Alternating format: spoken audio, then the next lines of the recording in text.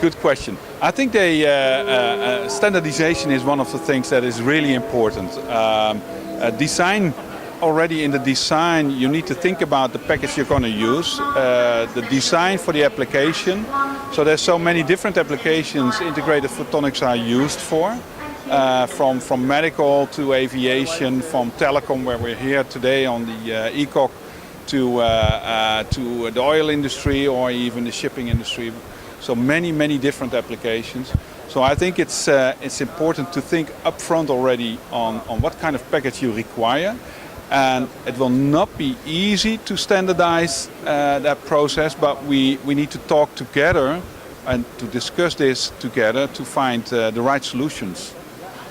Definitely, on one hand, it's an opportunity for each company like us to help the customer as much as possible to do the customization for them, and that they get the best solution for their product. On the other hand, if you compare it to electronics and semiconductor, of course, standardization is at the end the key to bring down the costs and bring up UPH and all this is an important part to get down the cost for the ownership. Yeah, I think what's very important for this would be a co-design of designing electronics and photonics and packages in a way that it can be done either by one company or that the two companies, so electronic packaging, photonic packaging, talk to each other and they find a way, or like giving standards how to put our inputs and outputs and which angle of grating couplers. So this work has been started already 2 years ago, something with PIC, but we think we need to go further on this. I think standardization of packaged devices could really help us get further, especially in the prototyping stage.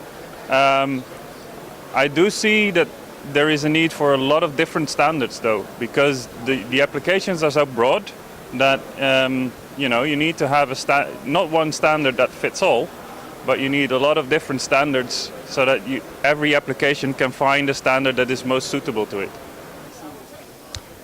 We have to develop standard tooling, standard interfaces between different machines, machine manufacturers. We should develop grippers, for example, mechanical ways to transport devices from one process to the other. We should come up with maybe predefined packages which help the even customers who are not really high volume, help them to bring their product to the market quicker.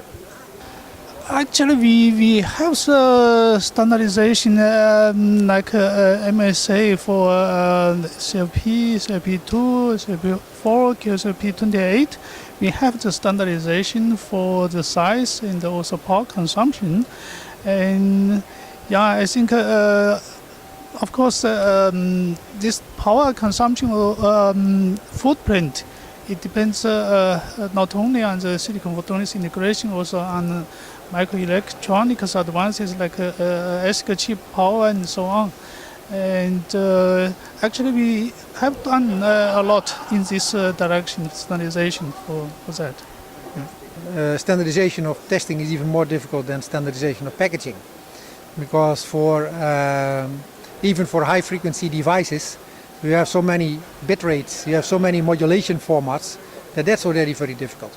So what could help in standardization of testing is that you make test jigs that are having kind of RF connections going all the way up to for instance 25 or 50 gigahertz, and that would be kind of generally suited for all kind of testing. But then of course you also need to align the pinning of the package that it always fits at the right location. And Peltier currents, for instance, is also a very important one, assuming that your device has a tech, would also be very important. But for the functional testing in the end, I think it's very much dependent on the real application.